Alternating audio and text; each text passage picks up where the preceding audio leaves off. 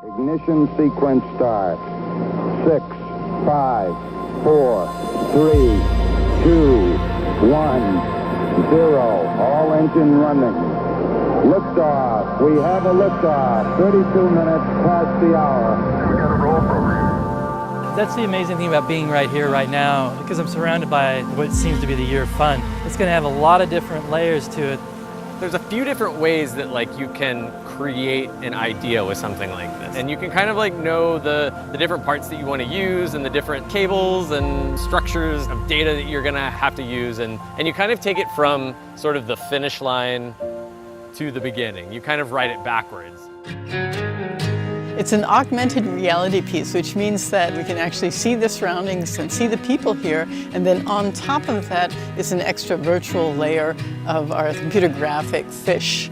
So you can direct the fish and get them to follow you, but the more you do that, the more you intervene in the natural order of things, the more they'll turn into plastic garbage.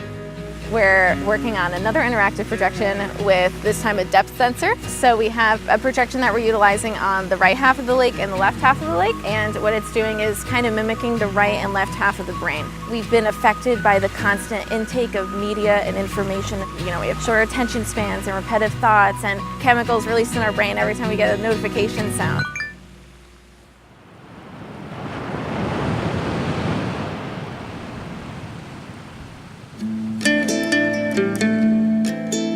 What's interesting here at Owl's Beach is the amount of international details that can make you feel like you're not in the US anymore. It's really unique. The buildings, they're stuccoed with this reflective white material to reflect light, to keep the heat down in the home. And then the homes themselves, this kind of new urban style of architecture, great place to see how to experiment and how these artists are able to work with the location.